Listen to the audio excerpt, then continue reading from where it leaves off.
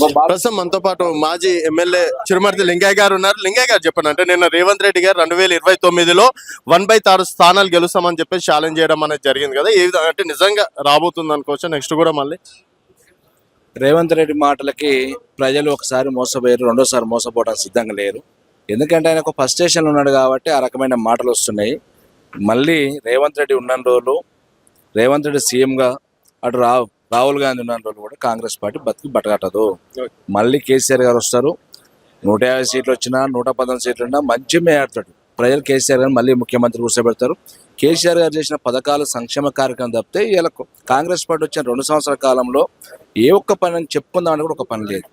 ఎందుకంటే వేసిన పలకలను తీసి పలకలు మార్చుతుంది తప్పితే కొత్తగా పలానా ప్రాజెక్ట్ కంప్లీట్ చేసినాం, పలానా స్కీమ్ కొత్తగా తీసుకొచ్చినాం, ఏ ఒక్క హామీ కూడా ఇచ్చినా కూడా నెరవేర్చని దుర్మార్గంగా ఉన్న పార్టీ ఇది, ప్రభుత్వం ఇది. అలాంటి దుర్మార్గమైన ప్రభుత్వాన్ని మళ్ళీ ప్రజలు తీసుకురాలి. ఎందుకంటే ఒకసారి మోసపోయి ఓట్లేసే ఇలా గోసపడతారు. ఈ 2 సంవత్సరాల కాలం రైతులు ఆత్మహత్యలు జరుగుతున్నాయి, నేత కార్మికులు జరుగుతున్నాయి, గీత కార్మికులు కానీ అనేక రకాల వర్గాల మనుషులు ఇలా మహిళల మీద దాడులు కావచ్చు, అఘాత్యాలు కావచ్చు, ఎన్నో జరుగుతున్నాయి. అలాంటి దుర్మార్గుని, సంస్కారం లేని వ్యక్తిని మళ్ళీ తీసుకొచ్చి అధికారం కూర్చోబెడతానే కల్లా ఫస్ట్ లాస్ట్ ఇదే చివరి.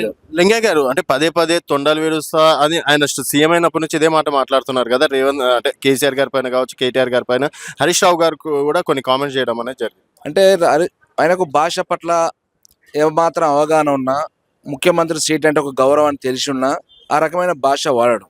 ఎందుకంటే ఒక ముఖ్యమంత్రి అంటే ఉందాతనంగా గౌరవంగా మాట్లాడవలసిన అవసరం ఉంటుంది.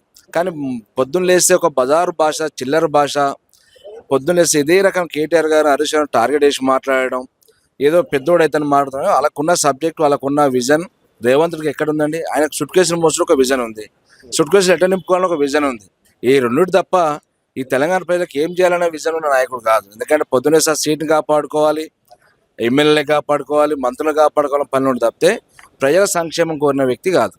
అండ్ పదే నల్లమల్ల బిడ్డని, అలాగే నేను దుని ఈ స్థాయికి వచ్చిన జెడ్పీటీసీ, ఎమ్మెల్సీ అది ఇది అని చెప్పేసి, అండ్ ఇక్కడ కేటీఆర్ గారు అంటే అమెరికాలో కావచ్చు, తర్వాత గుంటూరులో చదివినా అని చెప్పేసి కూడా వాడుతున్నారు కదండి. ఇప్పుడు గుంటూరులో కేటీఆర్ దేశంలో ఎక్కడైనా పోయి చదువుకోవడానికి అర్హతలు ఉన్నాయి, ఎక్కడైనా పోవచ్చు రావచ్చు. ఇలా హైదరాబాద్లో కూడా ఆంధ్రాలో ఉన్నారు, పంపిస్తున్నావా?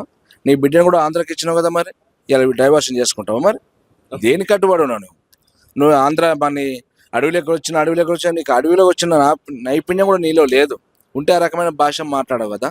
ఇలా పాలమూరు ప్రాజెక్టు కానీ కృష్ణా జిల్లాలో ఎందుకు మాట్లాడుతున్నావు? మరి తీసుకపోయి ఎందుకు తాకట్టు పెట్టినావు? నీ పాలమూరు బిడ్డ అంటున్నావు, ఇంత గొప్పగా చెప్పుకుంటున్నావు. ఇలా పాలమూరుకు అన్యాయం చేస్తున్నావు, ఎందుకు నోరు మీద పెట్టలేదు? నోరు మీద పెట్టలేదు కదా. కేసీఆర్ నేను ప్రశ్నించేందుకే కదా ఉలికిపడి మాట్లాడేది. ఒక్కసారి కేసీఆర్ గారు వచ్చి ప్రెస్ మీట్ పెట్టి మాట్లాడుతుంటే హైరాన్ అవుతున్నావు అంటే, కేసీఆర్ ప్రత్యక్షంగా జనంలోకి వస్తే నువ్వు ఉండగలుగుతావు, సీట్లో కూర్చోగలుగుతావు ఒక్క రోజున? ఆ దమ్ముందా నీకు? పనికిమాలిన భాష మాట్లాడుకుంటా ప్రజల యొక్క, తెలంగాణ ప్రజల యొక్క గౌరవాన్ని దెబ్బతీసే విధంగా మాట్లాడడం తప్పితే తెలంగాణ గౌరవం పెంచే విధంగా ఉండాలి. కేసీఆర్ గారు తెలంగాణ కోసం కొట్లాడి తెలంగాణ తీసుకొచ్చి భౌగోళిక తెలంగాణ ఏ రకంగా ఉండాలని చెప్పి నిర్మాణం చేసిన గొప్ప నాయకుడు కేసీఆర్ గారు. ఇలా తెలంగాణ ప్రజలు ఎంత బాధపడుతున్నారని రేవంత్ రెడ్డి పాలన వచ్చినాక నీ భాష, నీ పని విధానం కానీ ఏ రకంగా చూసినా ప్రజలు ఇలా శ్రీధరించుకునే పరిస్థితి తప్పితే నేను ఏ రోజు కూడా ఒక ముఖ్యమంత్రిగా చూస్తలేరు ఇలా ప్రజలు. ఇలా గ్రామాలపై మన ముఖ్యమంత్రి ఎవరంటే కేసీఆర్ అంటారు, కానీ కొంతమంది తెలియక వాడోడు ఉండేగా రేవంత్ అంటారు. అంటే ముఖ్యమంత్రి గారు అనే ఆ సీటుకి ఇవ్వాల్సిన విలువ కూడా ప్రజలు ఇస్తలేరు అనేది స్పష్టంగా కనబడుతుంది. సో నెక్స్ట్ అయితే కాంగ్రెస్ రాదంటారు. బరాబరి మళ్ళీ కేసీఆర్ ప్రభుత్వం వస్తుంది. 119 సీట్లకు గెలుస్తాం. 150 డీలిమిటేషన్, 150 సీట్లకు మేము వస్తాం. రేవంత్ రెడ్డి, రాహుల్ గాంధీ తట్టసరుకుని పోవాల్సింది.